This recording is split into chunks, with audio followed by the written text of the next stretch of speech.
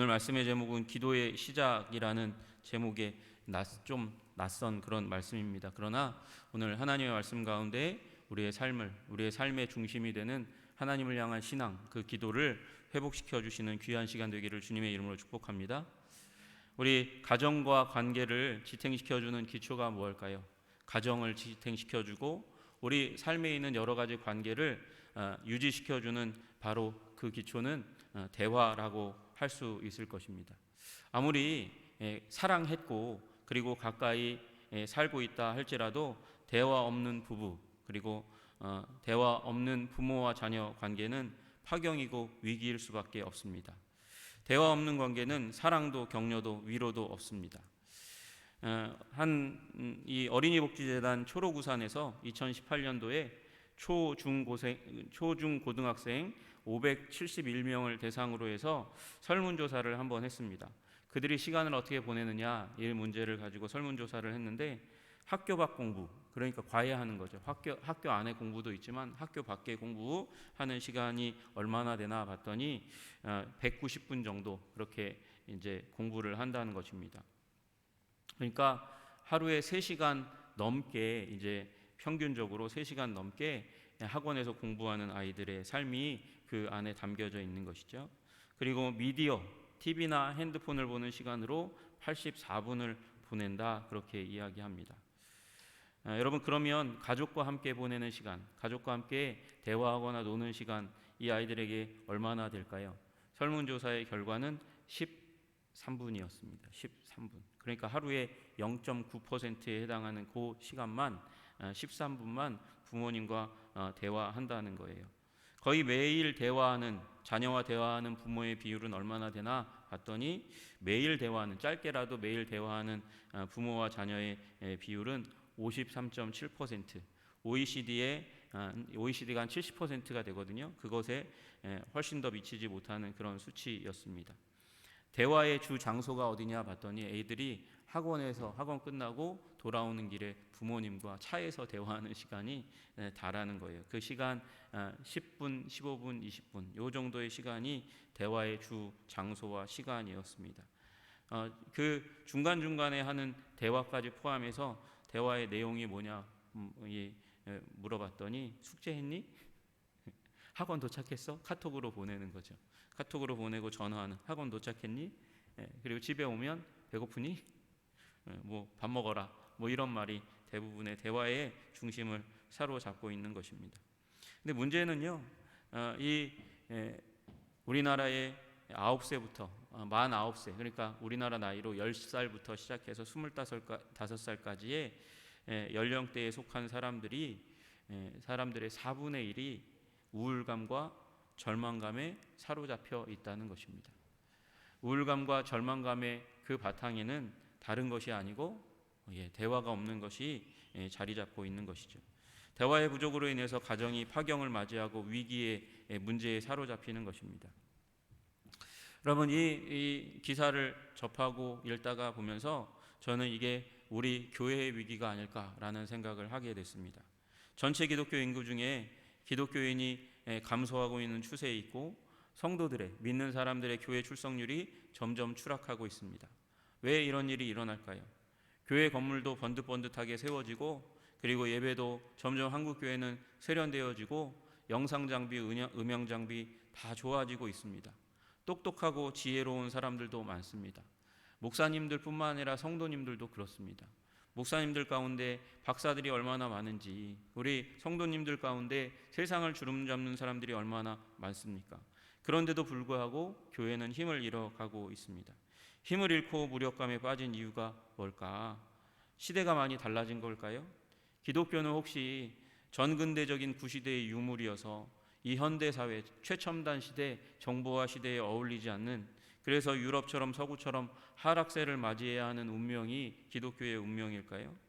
아니면 다른 문제 우리가 분명하게 깨닫는 단 한 가지 사실이 있다면 그 옛날에 우리 초대 한국교회의 그 신앙과 지금의 신앙에 분명한 차이가 있고 그리고 하락세에 접어든 것이 있다면 그것은 오늘 가정의 문제처럼 하나님과 우리와의 대화의 문제가 아닐까 생각을 하게 됩니다. 기도의 문제라는 것이죠. 기도의 권능을 잃어버린 교회의 문제, 기도를 하긴 하지만 기도를 믿지 못하는 교회의 문제, 그것이 오늘 우리 교회의 위기가 아닌가 생각을 하게 되는 것입니다. 미국의 미국에서 있었던 실제 사건이랍니다. 이런 부분이 미국에서만 일어난 게 아니라 우리의 문제라고도 생각이 듭니다. 어느 교회가 교회를 중심으로 해서 열심히 신앙생활을 했더랍니다. 정말 열심히 신앙생활을 했는데 언젠가 그 마을에 술집이 생겨났어요. 술집이 생겨나면서 젊은이들이, 어른들이 술집에 들락날락하기 시작합니다. 그러면서 교회의 경건한 분위기가 깨어지고 부서지고 엉망이 되는 일이 일어납니다. 그래서 염려 끝에 교회의 재직들이 모여서 기도합니다. 기도 제목을 정하고 기도하기 시작했습니다. 술집을 없애달라고. 그렇게 기도했더니 저녁마다 모여서 기도했더니 어느 날 아주 강력한 벼락이 술집에 떨어져 가지고 술집이 무너지고 불에 타는 일이 일어나고 말았습니다. 술집 주인이 망연자실하고 실망하고 아파하고 괴로웠겠죠. 그러다가 알게 된 사실이 하나가 우리 교회가 불타도록 망하도록 그렇게 기도했다는 사실을 알고 담임 목사님을 고소하고 말았습니다. 법정에 담임 목사님이 세워졌어요. 저 목사님이 저 교회가 주도적으로 기도했기 때문에 우리 술집에 벼락이 떨어졌습니다. 그렇게 얘기한 거죠. 그런데 담임 목사님의 말이, 판사 앞에서 한 말이 되게 재미있는 말입니다. 기도하긴 했지만 그게 기도한 게 실제로 이루어질지 우리가 몰랐습니다. 그렇게 얘기하는 거예요. 그랬더니 재판장이 하는 말이 기도의 능력을 믿는 술집 주인과 기도의 능력을 믿지 못하는 목사의 이 대조적인 모습을 보면서 한탄하고 아니 이게 어찌된 일인가 그렇게 아파했다는 것입니다. 여러분, 우리는 어쩌면 기도해도 기도의 권능을 믿지 못하는지 모르겠어요. 기도해도 기도가 응답되지 않는 일들이 우리들 가운데 너무나 많이 일어나고 있고, 기도의 능력이 우리들의 삶 가운데 점점 희미해져가는 그런 초대교회의 기도의 영광스러운 능력을 경험하지 못하는 일들이 일어나고 있으니까요. 여러분 혹시 경험하신 적이 있는지 모르겠어요. 천막에서 예전에 저도 경험하지 못한 일인데, 천막에서 이제 천막 치고 예배할 때가 있었잖아요. 70년대 60년대 그때에 그렇게 교회 건물도 제대로 세워지지 않았을 때에, 그때에 천막 치고 예배하는데 비가 내리기 시작하면 이제 어찌 감당을 하지 못하는 일이 일어납니다. 그런데 그곳 가운데서 목사님이 날씨를 주님께서 주관하여 주시옵소서 기도하니까 놀라운 일이 일어나요. 먹구름이 흩어지고 비가 사라지는 일들이 일어나는 것이죠. 그 얘기를 듣고 저희들도 한번 시험한 적이 있습니다. 수련회를 갔는데 수련회 가운데 비가 많이 내리는 거예요. 비가 많이 내리는데 뭘 해야 되냐면 캠프파이어를 해야 되거든요. 불을 피워야 되는데 불과 물은 상극이잖아요. 비가 내리면 캠프파이어를 어떻게 합니까? 그래서 우리 캠프파이어를 위해서 준비한, 그때 나무를 준비해서 산에도 올라가고 장작도 사고 그래가지고 준비한 그 나무들이 있고, 그 나무에 불을 피우기 위해서 휘발유도 이렇게 준비했고, 프로그램을 거기다 딱 세워놨고, 그리고 준비성이 부족했는지라 대체 프로그램을 따로 준비하지 않았었거든요. 우리가 항상 얘기했지만 비가 오면 어떡하냐 그렇게 얘기했지만 비 안 내릴 거야 그러고 있는데 비가 내리고 있는 상황인 거죠. 그래서 기도했습니다. 주님, 비를 그쳐 주시옵소서. 우리 캠프파이어 해야 됩니다. 이거 대체할 게 없습니다. 주님 도와주세요. 그렇게 기도했는데 놀라운 사실은 그 캠프파이어 하고 있는 그 현장 중심으로 위에 하늘이 뚫려 있고 밖으로는 먹구름이 끼어 있고 비가 내리는 거예요. 여러분, 저희는 그것이 하나님이 하신 일이라고 굳게 믿게 되었습니다. 여러분, 여러분의 인생 가운데 혹시 기도의 권능을 경험하신 적이 있습니까? 수련회를 하고 있는데 열이 납니다. 머리가 아픕니다. 지끈지끈합니다. 근데 기도해달라고 목사님에게 얘기해야지 청년회 회장인 저한테 얘기하면 어떻게 합니까? 도대체 청년회 회장이라서 이 직함은 있고 그 뽀대는 있으니까 어떻게 합니까? 기도해야죠.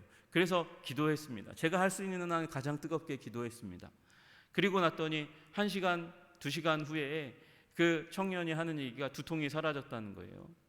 여러분, 기도하면 낫는 일이 일어나게 되는 줄로 믿습니다.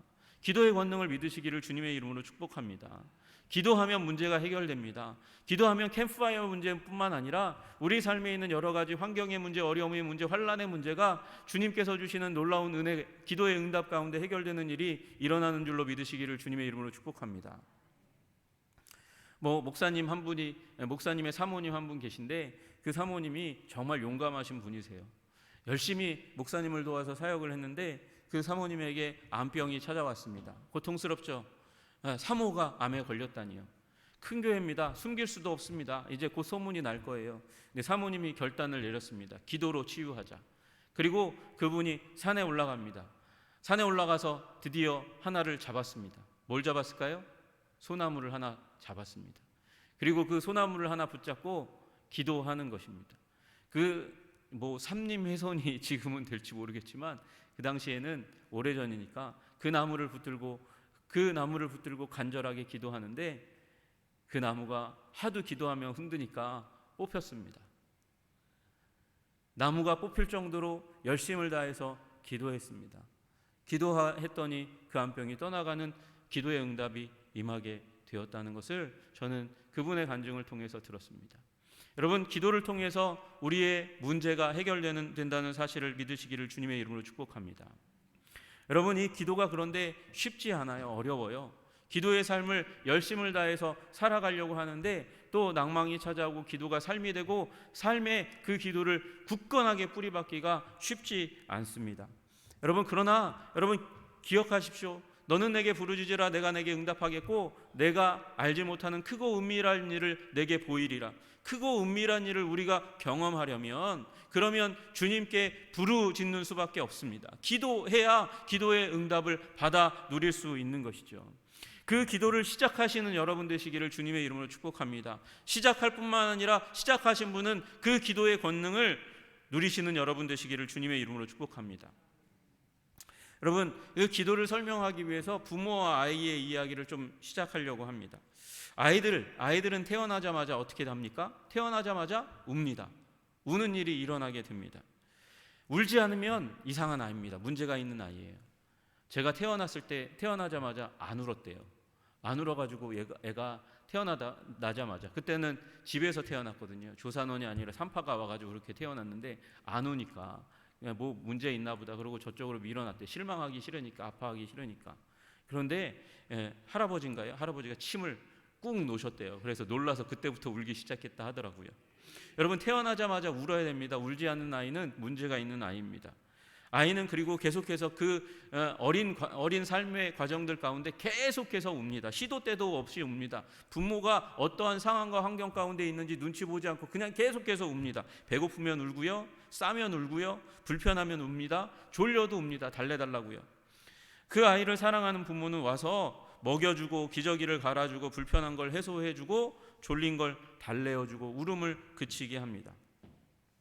이 아이의 이런 문제를 해결해 주어야 아이는 눈물을 그치고 그 눈물을 그치는 이 패턴이 계속해서 왔다 갔다 하면서 아이들은 인지하게 되는 것이죠. 내가 울면 누군가가 문제를 해결해 준다는 믿음 말입니다.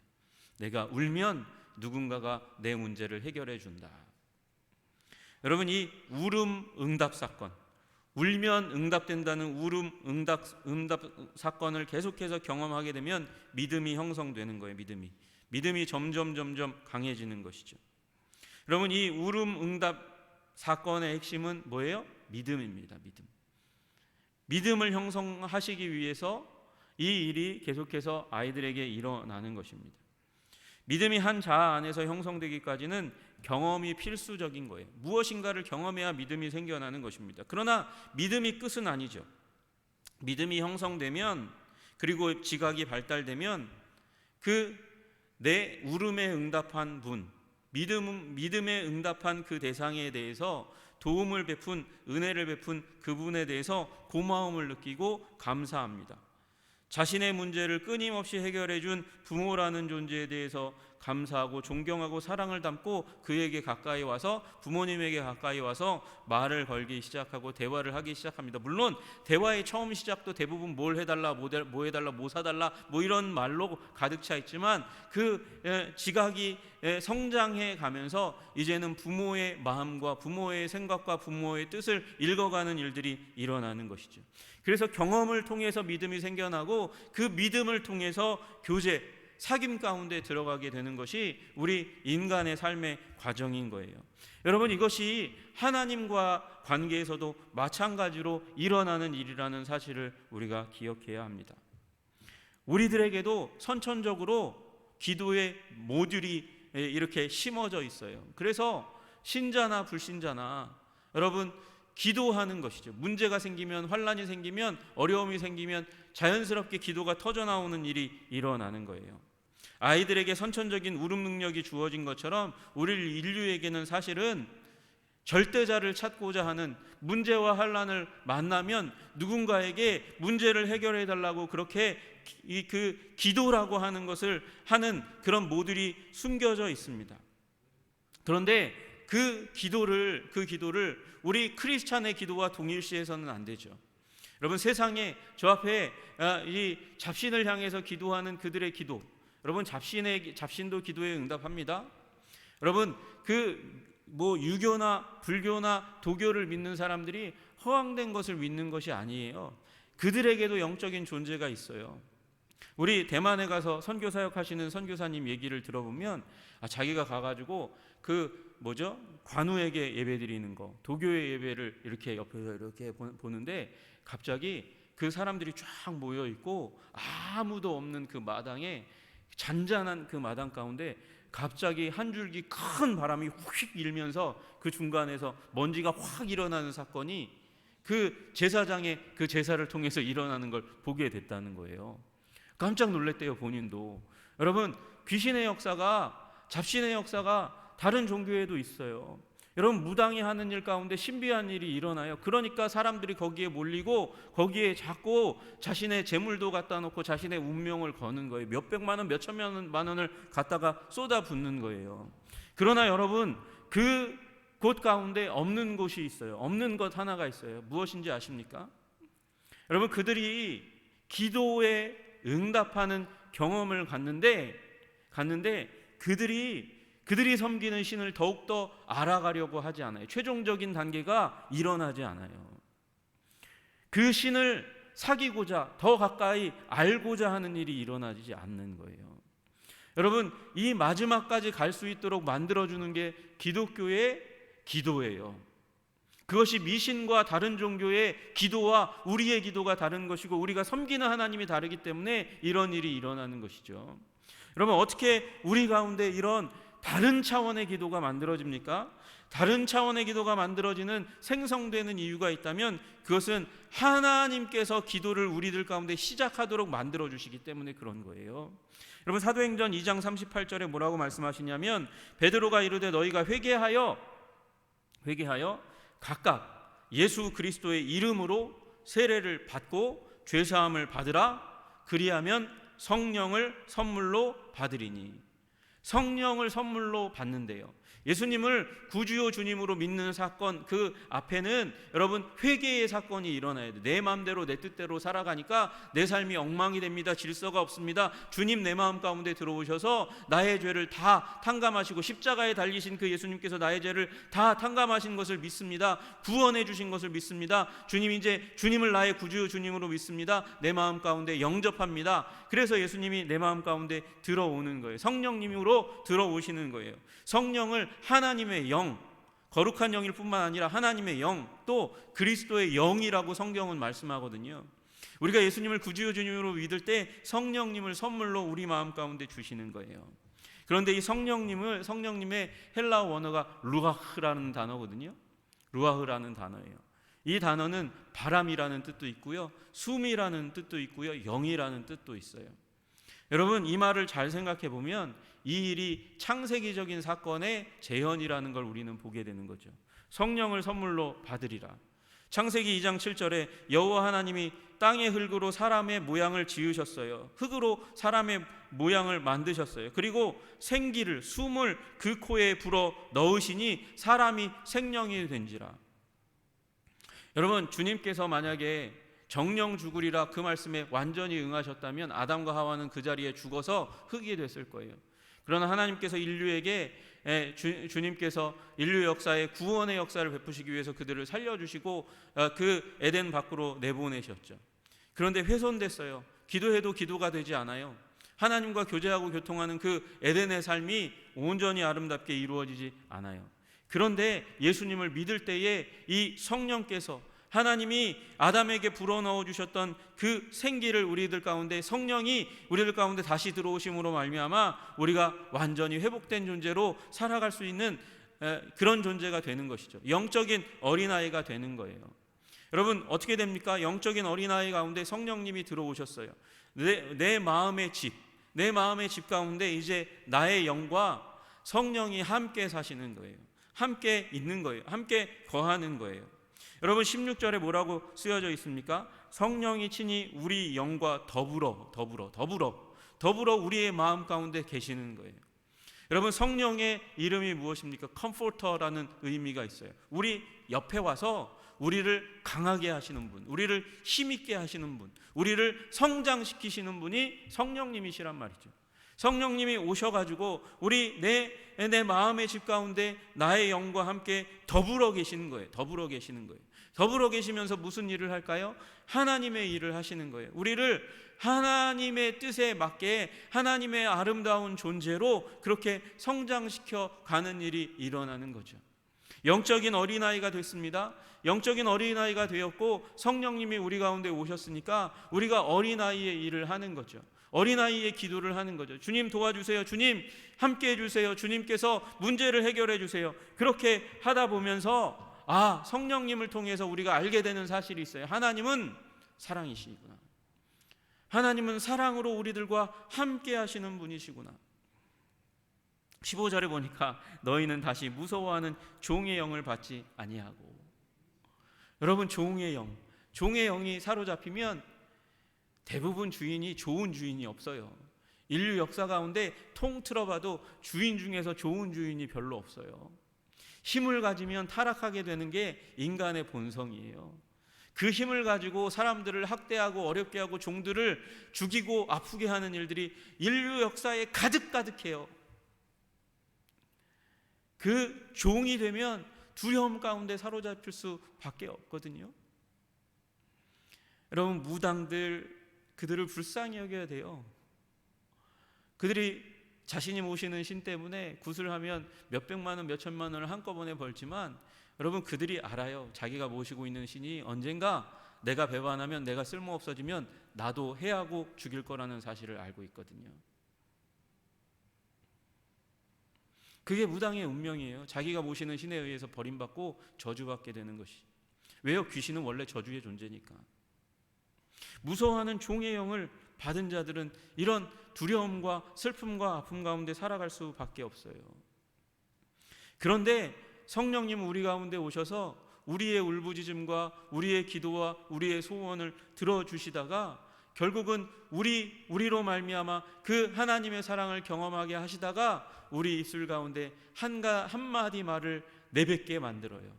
아빠, 아버지. 아빠, 아버지. 여러분, 수준 낮은 기도에서 아버지, 아버지, 사랑의 아빠, 아버지, 친밀한 그 하나님에 대해서 깨닫고 알게 되는 것이죠.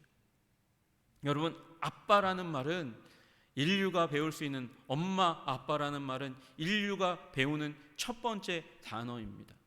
왜요? 가장 사랑스러운 존재니까. 나의 삶을 가장 강력하게 돕고 인도하시고 보호하시는 분이 아빠, 엄마니까. 이 수준에서 성령님이 들어오셔서 이제 하나님을 경험하게 하시다가 하나님이, 그 위대한 하나님, 전 우주를 창조하시고 전 우주를 통치하시는 그 전능의 하나님이, 전지의 하나님이 내 아빠가 되신다고. 여러분, 그 위대한 하나님이 친밀한 나의 하나님이 되시는 그 순간이 오게 된다고. 그것이 성령님께서 우리 안에 일으키시는 일이에요. 여러분, 혹시 여러분 가운데 하나님을 향해서 아빠라고 부르지 못하는 분이 계시다면 여러분, 요 사이에 있는 거예요. 아직 거듭나지 않았거나 예수님을 구주여 주님으로 영접하지 않았거나, 그래서 내 안에 성령님이 들어와 계시지 않아서 성령님께서 나의 영적인 의식과 무의식 가운데 내뱉는 그 소원과 울음과 아픔과 탄식들을 성령님께서 함께 하시면서 그 탄식과 아픔과 눈물의 기도를 들어주시는 과정이 아직 일어나지 않았어요. 그래서 그 과정들, 그 끝에 아빠 아버지라고 부르짖는 순간이 아직 오지 않은 거예요. 여러분, 저는 오늘 기도가 여러분 가운데 일어나도록 하기 위해서, 기도가 잘 되고 안 되고는요, 여러분의 문제, 첫 번째로 여러분의 문제가 아니에요. 아니, 여러분의 문제이기도 해요. 성령님을 받아들이지 않았으면 여러분의 문제죠. 이렇게 교회에 오고 가는데도 성령님을 나의 구주 주님, 예수님을 나의 구주 주님으로 영접하지 않아서 성령님이 내 마음 가운데 들어와 계시지 않다. 이게 가장 큰 문제인 거예요. 가장 큰 아픔인 거예요. 성령님이 들어오셔서 나와 더불어 함께 거하시는 과정들이 일어나야 돼요. 여러분, 그 과정들 가운데 우리의 기도에 응답하시는 경험들을 통해서 결국 아빠 아버지라고 하나님을 향해서 부르짖는 믿음이 분명하게 고백되어지는 그런 순간이 와야 하는 것이죠. 여러분, 예수님을 통해서 구원받으시는 여러분 되시기를 주님의 이름으로 축복합니다. 여러분, 예수님을 통해서 구원받으면 성령님이 이미 마음 가운데 들어와 계신 거예요. 우리 방금 말씀드린 사도행전 2장 38절의 말씀 그대로요. 예수님의 이름으로 세례를 받고 제사함을 받으면, 예수님을 구주여 주님으로 영접하면 성령님이 선물로 우리들 마음 가운데 주어진다니까요. 주어지면 이제 기도의 삶이 시작되어지는 거예요. 싫더라도 우리의 영이 이제 성령님으로 말미암아 기도하는 삶이 시작되어지고 아빠 아버지라고 부르짖게 되고 그 사랑을 더욱더 깊이 알아가는 삶이 이루어지는 거죠. 경험이 일어나고 믿음이 분명하게 되어지고, 그 믿음을 통해서 그래서 주님과 더욱더 깊이 교제하는 일들이 일어나는 거잖아요. 여러분, 언제 아이들의 부모를 향한 이 요청이 끝납니까? 부모의 능력보다 나의 능력이 이제 더 커지면 이제 부모님에게 기대지 않아도 되지만, 그렇다고 해서 부모님을 향해 와서 대화하지 않으면 그걸 뭐라고 불러요? 우리는 그걸 폐륜이라고 부르는 거죠. 예, 그잖아요. 여러분, 하나님을 경험해 보면 하나님이 나를 사랑하는 아버지라는 사실을 너무나 분명히 알고 믿게 되고, 그리고 그 아버지께 다시 돌아와서, 그 어머니께 돌아와서 대화하는 자녀들처럼 하나님께 나와서 하나님께 사랑을 고백하고 그 사랑의 기름 부음을 더 받게 되는 거죠. 여러분, 인생을 살아가다 보면 처음에는 20대에는 내 삶에 뭐가 없고 이게 중요한 이슈가 돼요. 나는 키도 없고 잘생기지도 않고 우리 집안이 돈도 많지도 않고, 그렇다고 내가 좋은 대학을 나온 것도 아니고 도대체 내가 인생을 어떻게 성공적으로 살아갈 수 있을까? 여러분, 그 생각을 하는데 나중에 살다 보면 무슨 생각을 하게 되냐면, 내가 결국 이 흔들리는 인생을 살아가는 것은 나의 낮은 자존감 때문이고, 낮은 자존감의 문제는 결국은 사랑받지 못한 것이라고, 사랑받지 못한 그 삶의 경험들 때문이라고 말씀하시는 것을 수도 없이 듣게 되는 것을 우리는 보게 됩니다. 여러분, 여러분 TV 프로그램 가운데 그런 거 혹시 보신 적 있는지 모르겠어요.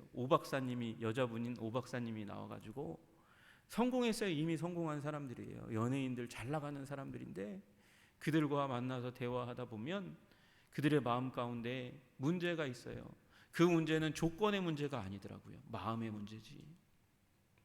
여러분, 기도를 배우시기를 주님의 이름으로 축복합니다. 기도는 요청으로 시작해요. 그리고 응답으로 성취되어요. 문제는 우리가 이 경험을 하기 전에 우리가 막 자라났다고 생각해가지고 자기중심적인 기도를 하면서 우리의 기도가 망가지는 일이 일어나는 거예요. 기도는 하나님의 영광을 위해서 하는 거거든요. 원래 본질적으로. 그런데 나를 위해서 기도하니까 내가 망가지는 기도인지도 모르고 기도하니까 주님께서 그 기도를 응답하실 수 없는 거예요. 여러분, 여러분의 삶 가운데 주님의 영광을 위한 기도를 해야 돼요. 어린아이의 기도부터 먼저 시작하세요. 간단한 기도부터 먼저 시작하세요. 기도하다가 믿음이 생겨나면 그 가운데서 주님과 교제하고, 교제하다 보면 주님을 향해서 주님의 영광을 위한 대화와 사랑의 기름 부음을 위한 대화를 하기 시작하다 보면 주님의 마음을 더 깊이, 더 풍성하게, 더 분명하게 아는 일들이 일어나는 거죠. 그러면 내 수준의 기도에서 어느 수준의 기도로 올라가냐면 하나님 수준의 기도로 올라가는 거예요. 하나님과 교제해야 이 일이 일어나는 거거든요. 그러면서 우리가 개인적인 차원의 기도 응답을 받다가 시대와 교회와 공동체와 가족과 민족을 위한 차원의 기도를 할 수 있는 사람으로 성장해 가는데 여기서부터 막히기 시작하는 거예요. 너무 바쁜 것 같아요. 우리가 Too busy not to pray. 마틴 루터가 너무 바빠서 기도하지 않을 수가 없습니다. 그렇게 얘기했는데 우리는 Too busy to pray. 우리는 기도하기에 너무나 바쁜 삶을 살고 있어요. 너무 바빠서 기도할 수 없다고 얘기해요. 여러분, 시간을 내어서 기도하는 자리 가운데 나아가시기를 주님의 이름으로 축복합니다. 보잘것없는 기도부터 시작하는 거예요. 그 기도의 응답을 받다가 주님이 더욱더 분명하게 믿어지고 나의 삶을 주관하고 다스리고 통치하시는 그 주님이 믿어지는 놀라운 일들이 일어나는 것이죠. 어떤 분이 이런 얘기를 했습니다. 기도와 관련해서 높으신 구세주와 연합하여 교제하는 삶을 사는 신앙생활, 그것을 이성적인 신비주의라고 불렀습니다. 우리는 신비주의 가운데 살아야 하는 거예요.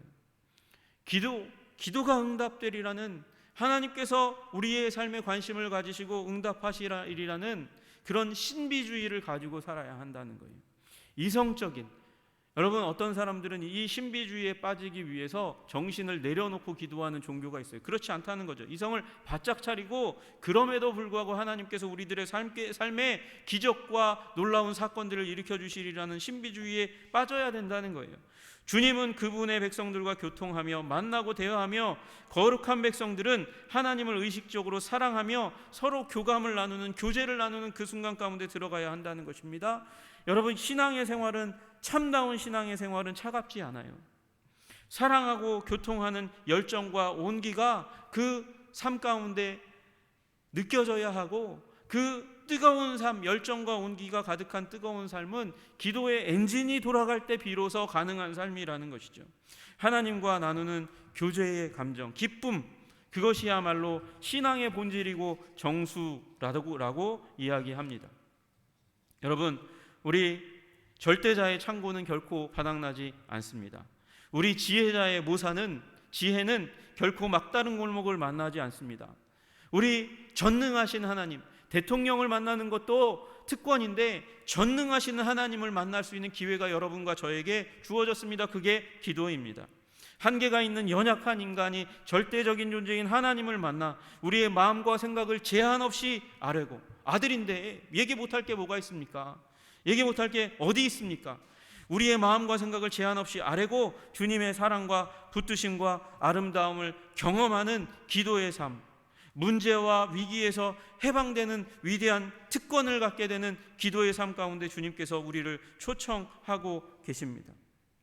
여러분, 절대자와 만나서 독대하고 대화하고 사전 그 사건의 해결 조치를 받고 여러분이 성장하는 기도의 자리 가운데 나아가시기를 주님의 이름으로 축복합니다. 여러분, 기도의 시작은 누가 하십니까? 우리 안에 있는 성령님께서 하시는 거예요. 내가 할 수 없을 때 기도를 할 수 없습니다. 그렇게 저는 부족하고 연약합니다. 그래도 시간을 내어서 기도하기 시작하면 주님께서 우리들 마음 가운데 기도를 불러 일으키십니다. 이와 같이 성령도 우리의 연약함을 도우시나니 우리는 마땅히 기도할 바를 알지 못하나 오직 성령이 말할 수 없는 탄식으로 우리를 위하여 친히 간구하시느니라. 내가 기도할 수 없어요. 그런데 기도할 마음을 가지고, 기도할 언어가 없더라도 마음을 가지고 주님 앞에 앉아 있으면 성령님께서 우리 안에서 기도를 시작하시는 거예요. 여러분, 그 자리를 지키십시오. 기도하십시오. 아침에 카톡이 올 때 오늘 한성의 하루의 기도를 천천히 읽어 가십시오. 천천히 읽어 가시면서 그 기도의 언어를 우리의 언어로 삼으십시오. 여러분, 한번 기억해 보세요. 여러분은 기억 안 나겠지만 여러분이 나중에 커서 경험시켜준 경험이 있잖아요. 아이들의 그 자녀의 입에서 아빠, 엄마라는 말이 나오기 전에 더 많은 아빠, 엄마라는 언어를 누가 토해냅니까? 누가 토해내요? 아빠, 엄마가 더 많이 얘기해요. 아빠 해봐, 아빠. 아빠 해봐, 아빠. 아빠 해봐, 아빠. 엄마 해봐, 엄마. 엄마 해봐, 엄마. 여러분, 주님이 우리가 기도하기를 더 원하셔요. 하나님이 우리가 기도의 사람이 되기를 더 원하세요. 기도의 사람이 된다는 것은 기도를 통해서 하늘의 창고의 그 놀라운 특권을 받아 누리기를 원하심과 동시에 하나님과 만나서 사랑의 관계를 더 깊이 나누시기를 원하시는 분이 내가 아니라 하나님이시라는 사실이죠. 여러분, 기도의 사람, 우리 2022년에는 기도의 사람 되시기를 주님의 이름으로 축복합니다. 주님께서 내 마음 가운데 이 기도의 부흥을 일으키시기를 누구보다도 하나님이 원하신다는 사실을 기억하시고 기도의 자리를 사수하시는, 지키시는 여러분 되실 때에, 여러분, 오늘 여러분의 삶이 그 결단을 통해서 더욱더 풍성하고 기쁨과 은혜와 능력이 넘치는 그런 삶이 될 줄로 믿습니다. 기도하겠습니다. 존귀와 영광과 찬양을 받으시기에 합당하신 주님, 우리의 기도는 어려운 문제이고 과제입니다. 그런데 주님께서 말씀하시는 것을 듣습니다. 누구보다도 내 입에서 나를 만나고 문제를 해결함 받고 그리고 사랑의 대화를 나누기 원하는 그 믿음의 기도가 일어나기를 누구보다도 내가 원하고 있다. 누구보다도 내가 원한다는 주님의 음성을 마음 가운데 새기고 하나님, 기도를 회복할 수 있도록 주님 도와주시고 인도하여 주시옵소서. 우리의 입의 언어가 기도를 담고 주님을 만날 수 있도록 주님 우리를 붙들어 주시고 인도하여 주시옵소서. 주님께서 오늘의 삶 가운데 우리와 함께 동행하여 주시고 기도의 사람으로 삼아 주시기를 간절히 소원하며 우리 주 예수 그리스도 이름 받들어 기도드리옵나이다. 아멘.